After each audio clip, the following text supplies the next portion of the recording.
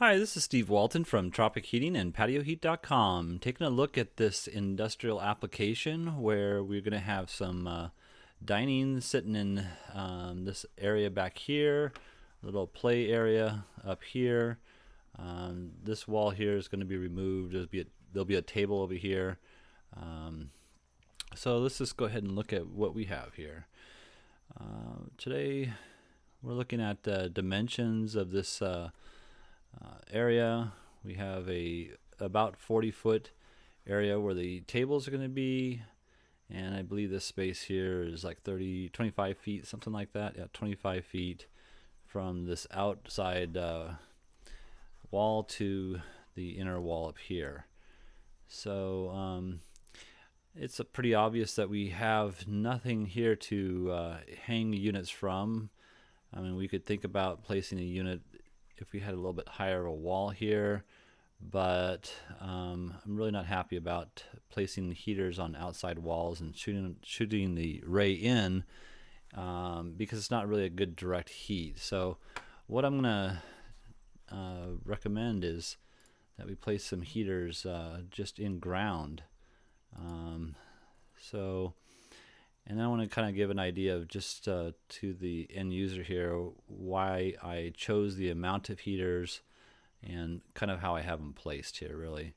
So this is the main dining space over here. These heaters are 10-foot centers from each other. So they're 10 foot off of each other and then 10 foot off this direction here as well. And as you see, once I place the array on here, you have a nice coverage for this entire space. So this whole space will be very well heated, and then of course you can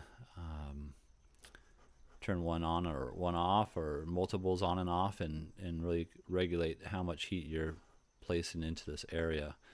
Now the back area here, I'm not really quite sure about the height of this perimeter wall here, or this wall. And I was imagining that this is kind of like an area that you might place some horseshoe or something of that nature here.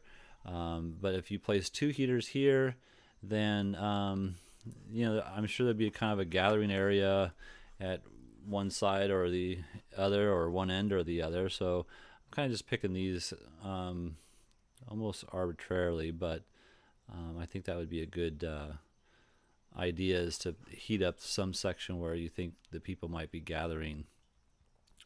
Also, just the last part of this is that these are underground vault boxes, so you'll see that these heaters are fixed to these vaults that are underground. Let's see if I can maneuver my screen so we can get a better shot of that. So you can see here that the post will fit into this vault box, and the gas line will be connected to the post underground. The riser will come up through this here, and then through the heater up through the ground and inside of this covered area here. So that's kind of how a vault box works. Also, the fact that this vault box allows you to, when let's say you're having a different function and you want to go ahead and remove some of the heaters, they simply will pop out. Let's see if I can get it to do that. But the heater itself will just pop out of the ground.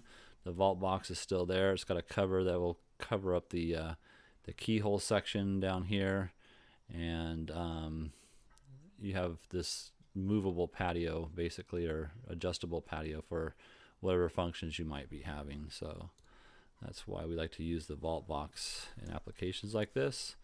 And then lastly, we have a table out here. However, that table doesn't have anything overhead except for this glass wall up here. And being that it's glass wall, I don't have a place to really place a heater, but internally we have a one place. And if you wanted to leave this, this is going to be a folding window here, but if you wanted to place a heater and in here, this would be kind of the location I would recommend. You have a pretty good coverage with a 4,000 watt heater up here, and would heat the people that are sitting down on the inside pretty well. So that would be my recommendation for that. You know, if you really can't put a heater out here because you have that, it's essentially a glass wall, and if you turn the heater on with that glass wall in place or closed, then you're going to superheat the glass and have some damage to that. And I'm not sure that it's technically a legal thing to do, so I wouldn't recommend it anyways. So with it placed inside, you'll get good coverage over here with these people. Now if you wanted to, you could place another one out here. You know, maybe maybe if you move the whole heater, place another one maybe somewhere like 4 feet out. Let's see if it's going to cooperate. I'm just going to go 4 feet and see what we get here.